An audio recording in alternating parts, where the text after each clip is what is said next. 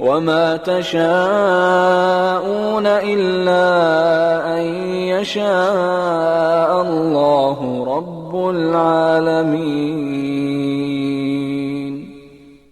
Nabi SAW bersabda, walladzi la ilaha illa ghairu inna ahadakum la ya'mal bi amali ahlil jannah hatta ma yakuna bainahu wa bainaha illa dhira' fayasbiqu 'alal kitab fayamalu bi amali ahlin nar fayadkhulaha. Sesungguhnya ada di antara kalian yang akan mengisi waktunya dan hidupnya dengan mengerjakan amalan-amalan ahli surga sampai jarak antara dia dengan surga 1 hasta. Apa maknanya? Di penghujung hidupnya. Fayasbiqu 'alal kitab.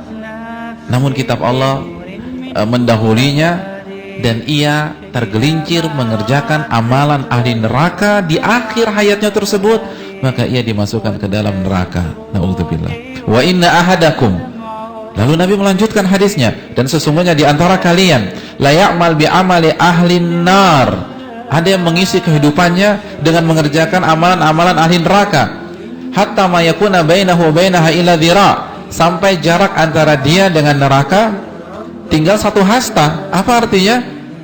Ini orang udah mau mati gitu loh, sudah berada di penghujung hidupnya. Fayasbiqu 'alal kitab, lalu kitab Allah mendahului dia dan ia bertobat, berhijrah, lalu mengerjakan amalan ahli surga, fayadkhulaha, maka dia akan masuk ke dalam surga. Nah, bagaimana kita memahami hadis tersebut? Ada 2 penggalan, berarti kan gitu ya, ada 2 penggalan nih. Penggalan yang pertama, orang yang mengisi hidupnya dengan amalan ahli surga, dengan ibadah, dengan zikir, dengan tauhid, dengan sholat, dengan puasa, dengan salawat, tetapi di akhir hayat tergelincir dan masuk api neraka. Penggalan kedua itu sebaliknya, 180 derajat berbeda. Apa rahasianya? Adapun rahasia di penggalan pertama, di antaranya adalah terdapat pada riwayat yang lain. Nabi mengatakan fima yabdulin nas.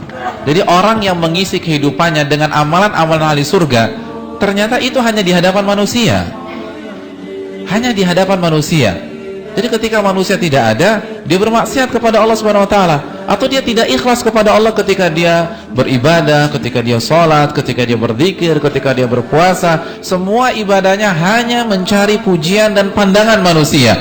Maka sebagai hukumannya, Allah bongkar kedoknya di akhir hayatnya, biar pada lihat tuh, kan ada cari pujian manusia kan, di akhir hayatnya biar manusia tahu seberapa buruknya dia. Oleh karena itu, sekali lagi, orang yang benar-benar kerjakan amalan ahli surga dengan niat ikhlas, insya Allah tidak terjadi yang seperti ini. Insya Allah tidak terjadi yang seperti dengan syarat apa? Kita harus bertakwa, bukan hanya di penampilan kita saja, bukan hanya di kostum kita saja, namun kita harus menjaga takwa itu dari dalam hati kita. Adapun yang kedua,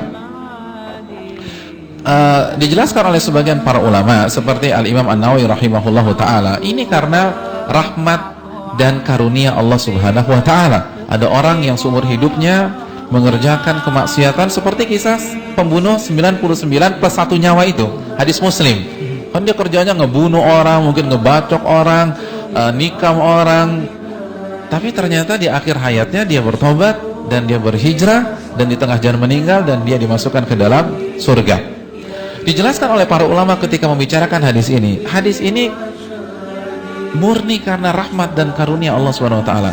Namun ini sangat langka, kasus seperti ini langka, jarang, presentasenya nggak besar, dan kita nggak bisa ambil resiko, Ustadz saya yang ini aja deh, nggak bisa, karena kita tidak tahu. Oleh karena itu saran saya, kalau dalam masalah dunia kita punya prinsip safety player, kenapa tidak gunakan prinsip ini dalam masalah akhirat? Jadi kalau dalam masalah dunia kita nggak mau ambil resiko, dalam masalah investasi kita nggak mau ambil resiko, kalau dalam masalah muter uang kita nggak mau ambil resiko. Kenapa kita mempertaruhkan akhirat kita dengan harapan masuk ke dalam hadis ini? Ingat, peluangnya sangat kecil. Ini kasus langka kata para ulama. Oleh karena itu safety player lah, rintis dari sekarang dan ikhlaskan niat kepada Allah Subhanahu wa ta'ala.